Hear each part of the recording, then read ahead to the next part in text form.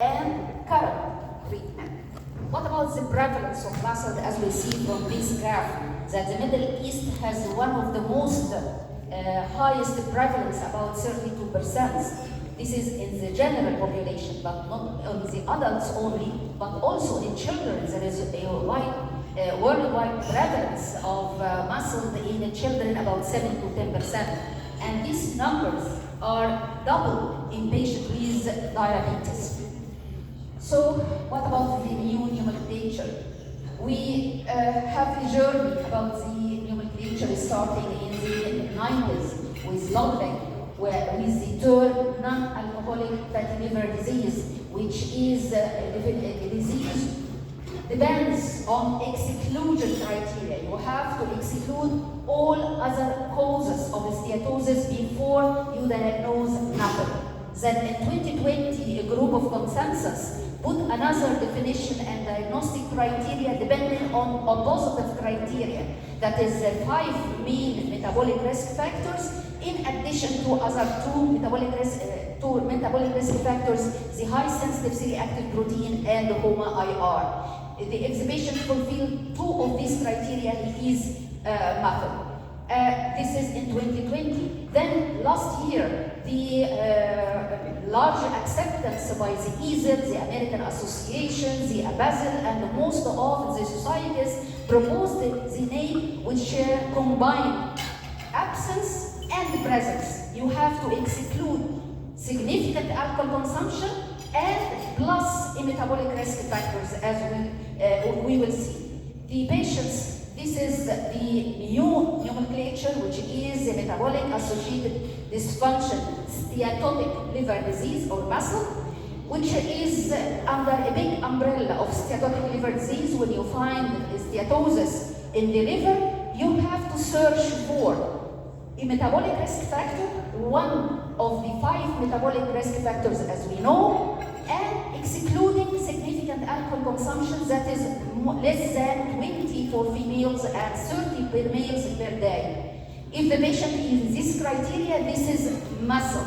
If the patient takes alcohol more than 50 females and 60 males per day, this is alcoholic liver disease irrespective of the absence or presence of the metabolic risk factors. What about the intermediate zone between 20 to 50 or 30 to 60? This is a new title, which is the non-alcoholic in combined in presence of metabolic risk factor as well as intermediate alcohol consumption. If the patient has no metabolic risk factor, does not consume alcohol, then you have to search for a cause for the steatosis. It may be drug-induced liver injury, it may be monogenetic disorder, and it will be called according to the etiology. If you didn't find a cause, we are sticking to a cryptogenic steatotic liver disease. Here is the metabolic risk factor, it is the criteria of the metabolic syndrome. What about NASH? NASH is one of the criteria for the FDA approval of any drugs. The drug has to have one of 2 targets: NASH resolution without fibrosis progression, or fibrosis improvement without NASH progression. NASH, which is non-alcoholic steatohepatitis, that is the presence of inflammation. This is, what about this term in the new terminology? They remove the M and put the M and it becomes metabolic associated steatohepatitis, and this is the added to the definition here. We have described patient with MASLD and those with itis, this is MASH. What about the risk stratification for treatment? For treating patients, the hazards of MASLD depends on the degree of fibrosis, not the degree of steatosis. So the changes, it includes only the nomenclature, but the risk stratification, it is the same. No change in the risk stratification of this patient. So when you have a patient with steatosis by imaging, for example, by abdominal ultrasound, and the patient has a metabolic risk factor, this is MASLD. And you have to risk stratify by one non-invasive simple criteria which depend on the sample lab results of the patient as well as the age of the patient. If the which is the most important is the FIB4. FIB4, if it is less than the low cutoff, less than 1.3, it is a low-risk patient. This patient needs no further investigation, only lifestyle modification and reassessment in 1 to 3 years according to the number of metabolic risk factor he has. But because age is one of the calculation of this FIB4, the cutoff level of patient above the age of 65 is 2, not 1.3. Then if the patient is more than 2.5, 2.6, this is a high-risk patient, needs referral to a hepatologist for a second non-invasive assessment. What about the intermediate between 1.3 and 2.6? We have either of two ways. Either you subject the patient to lifestyle modification for 1 year and then reassessment, either the FIB4 will decrease to the less than 1.3 or remain or increase to the other arm. Or from the start you can do another non-invasive test which is the fibroscan to assess the degree of fibrosis. If it is less than 8, this is a low-risk patient will follow this pathway. If it is more than 8, this is a high-risk patient. You also may use as a secondary non-invasive test MR elastography, which is more sensitive, shear wave, and enhanced liver fibrosis. What about the new FDA approved drugs?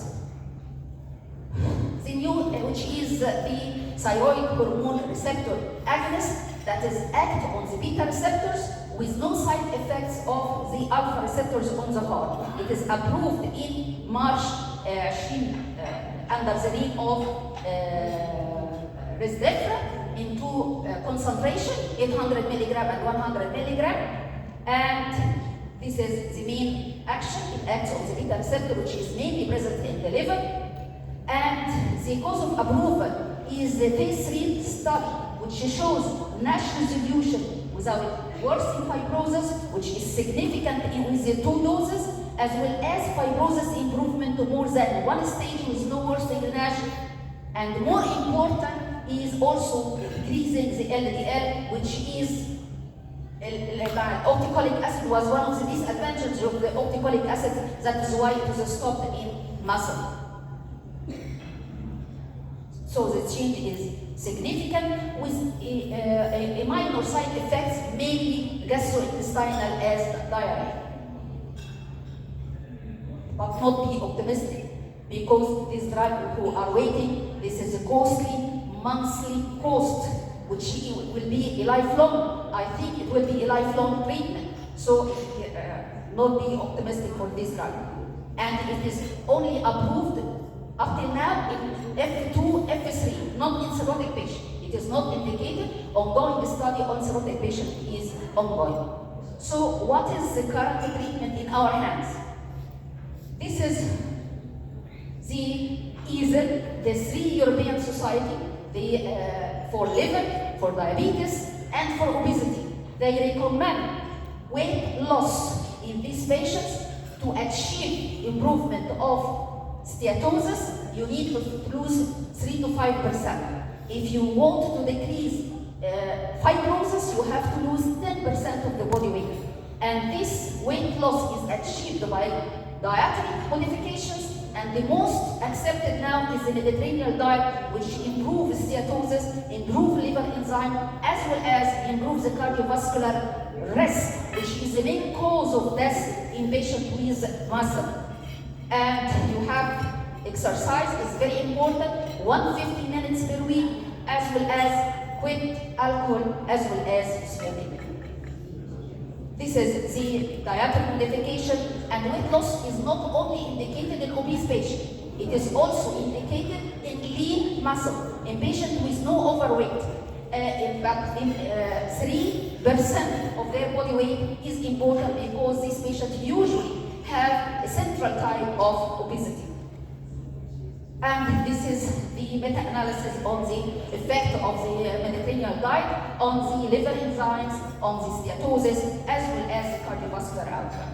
What about cirrhotic patients? Dietary modification in patient who reaches the stage of cirrhosis, because of this patient is at risk of sarcopenia, you have to increase the protein intake, increase snack, make time snack in this patient, and according to the tolerability of the patient as regards exercise.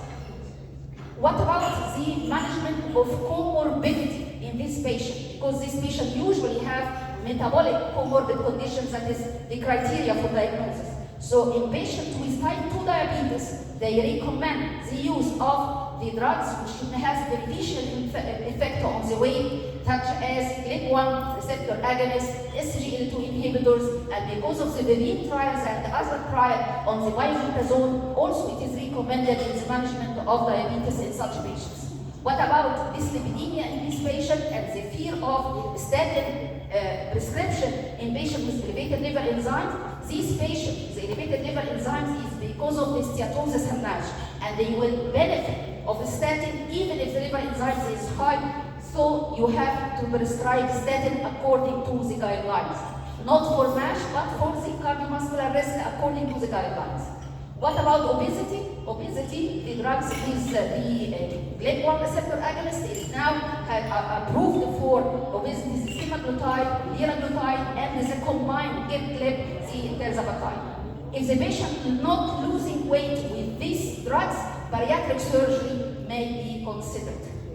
And also the American Diabetic Association recommends the management of comorbidity as well as the liver in patients with cirrhosis. In patients with non-cirrhotic stage, that is F2, F3, you can use for obesity GLP and the combined GLP and SGLT2 inhibitors and GLP or combined GLP for diabetes.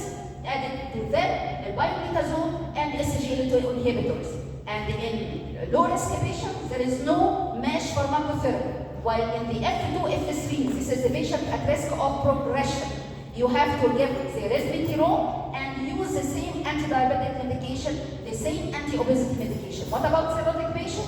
According the patient is compensated or decompensated. If the patient is compensated, you can use the same drugs for diabetes and obesity, but with cautions. But if the patient is decompensated, there is no obesity pharmacotherapy, no MASH pharmacotherapy, and in diabetes, only insulin is used. And for the sake of time, I will not illustrate the beneficial effect of these different classes. This is the semaglutide phase 3 trial. And the recent ongoing phase 3 on the semaglutide, it has a beneficial effect on the two items. Here is the tirzepatide. So we know the limitations or the side effect of the GLP-1 receptor agonist and the other beneficial effect of improving dyslipidemia, cardiovascular, renal, as well as the liver disorders. SGLT2 inhibitors, there is no histopathology comparative results with the SGLT2 inhibitors. All depends on the imaging study. They improve the liver fat content, improve the liver enzymes, and actually, this is our result. My results published in 2024 about the effect of SGLT2 inhibitor in liver fat content demonstrated by the proton density fat fraction. There will be 13% reduction in the steatosis in patients after 6 months of adding SGLT2 inhibitors to the standard of care of these patients. Biometazone, we're عارفين ان هو contraindicated في العيان at risk of heart failure. There is no role of metformin, also the DP4 inhibitor, silimarine, statin as a primary treatment for MASLD. And this is the drugs in the pipeline working on different phases of the MASLD. Some of them are oral, some of them are injectable, and the future will carry a combination because of different mechanism of action. They will have a synergistic effect on the lead. Thank you very much for that.